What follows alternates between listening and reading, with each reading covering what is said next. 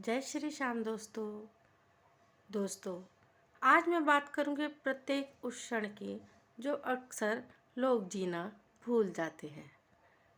मुझे याद है वो क्षण जब मैंने रास्ते में किसी एक्सीडेंट को देखा था। एक फैमिली थी, बहुत प्रसिद्ध। उस फैमिली का जो मेन मेंबर था, उस पर्सन की तकरीबन आयु होगी 40। 40 साल की उम्र में उसने बहुत ज़्यादा मेहनत करी, अपने परिवार को परिपक्व किया। उसकी एक धर्मपत्नी थी, माँ थी और पिता कम आयु में ही चल बसे थे। उसकी लाइफ में ऐसी किसी चीज़ की कमी नहीं थी जो कि उसको प्रेरित करती हो। उसकी दो जुड़वा बेटियां थी, एक आशा थी तो एक पुत्र की।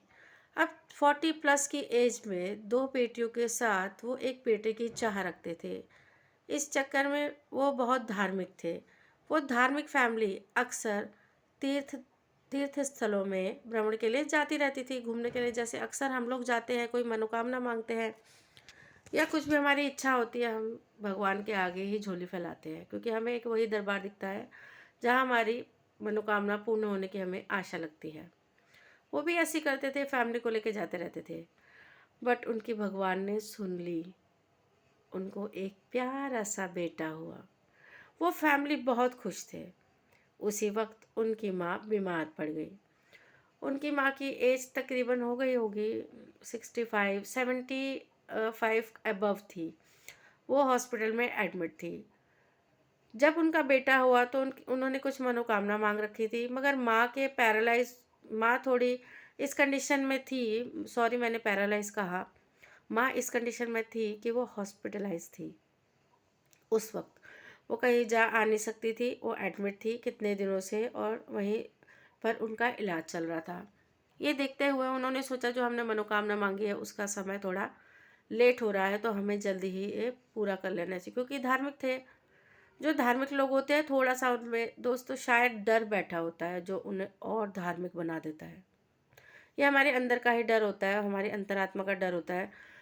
पहले तो हमारी कोई इच्छा हमारी पूरी ही नहीं होती, कोई पूरी होती है तो एक दूसरी इच्छा जन्म ले लेती है, और उसे उसके प्रण को ना पूरा करने का जो डर होता है। भगवान कुछ नहीं मांगता हमसे, भगवान सिर्फ हमसे आस्था मांगता है और विश्वास मांगता है।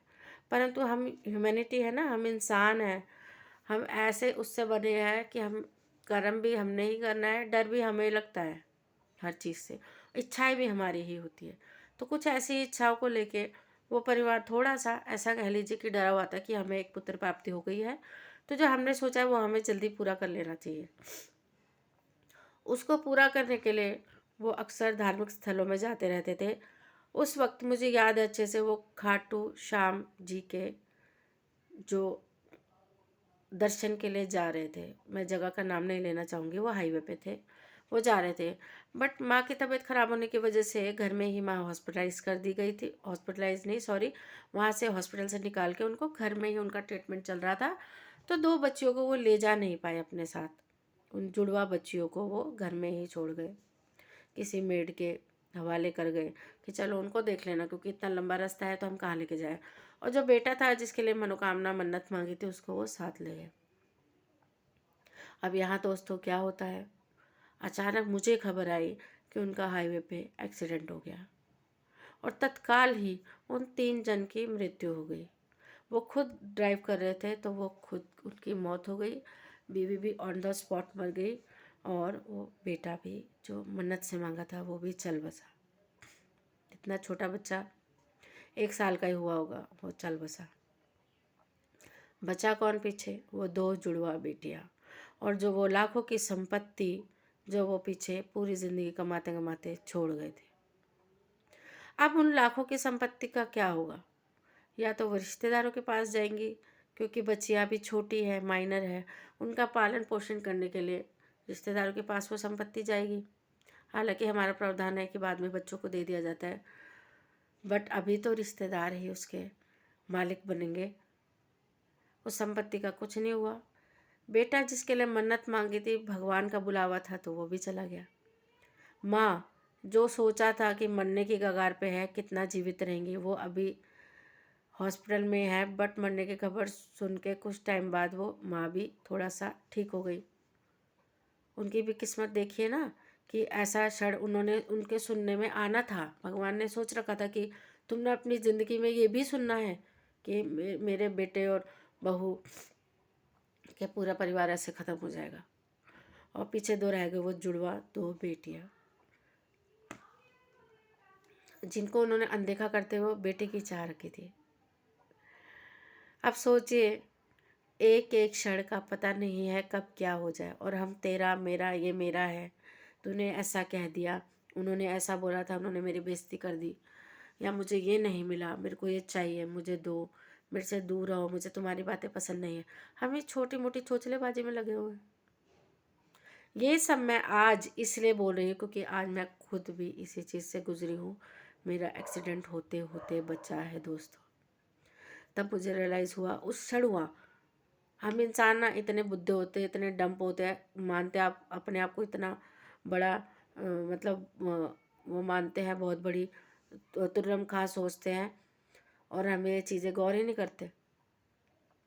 इंसान में ये बड़ी गंदी चीज़ है, और कह लीजिए अच्छी भी चीज़ है, कि हम किसी भी चीज़ को याद नहीं रखते, तत्काल कुछ क्षण में ही भूल जाते हैं। अब मैं अपनी ही बात करूं, मैं अब अपने घर के कामों में लग जाऊंगी और ये चीज़ें भूल जाऊंगी जो चीज़ मैंने सुनी है। बट सुबह जब मेरे साथ ऐसा कुछ हादसा होते होते बच गया, तब मुझे एक धक्का लगा, याद आई सबसे पहले अपने बच्चों की। और मैंने उस प्रभु से दुआ मांगी कि प्रभु मुझे सलामत रखना, इन बच्चों के माँ बाप को सलामत रखना तब तक जब तक ये सेल्फ डिपेंड नहीं हो जाते। आपसे सिर्फ यही मनोकामना है। प्रभु से मैंने यही कहा। अक्सर हम लोग भूल जाते हैं दोस्तों, छोटी छोटी बातों में हम नाराज़गी जाहिर कर देते हैं, वर्षों की दुश्मनियाँ पाल के बैठे होते हैं, बातचीत बंद कर देते हैं अपनों से, अपनी फीलिंग्स जताना बंद कर देते हैं। इवन जो अपने साथ रहते हैं पार्टनर्स, उनको मोमेंट मोमेंट पे हम उनको दुख पहुंचाते रहते हैं, अनदेखा दुख जो हमें पता तो नहीं चलता, मगर हम अपने शब्दों से पहुंचा देते हैं। उनको ऐसे तीर मारते हैं कि उनको चुभते भी होंगे बेचारों को, हमारे पार्टनर को, बट वो बोल नहीं पाते उस वक्त, मगर उनको चुभते होंगे वो।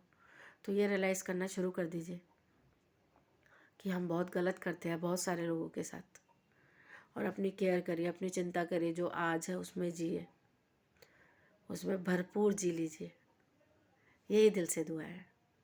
जय श्री राधे।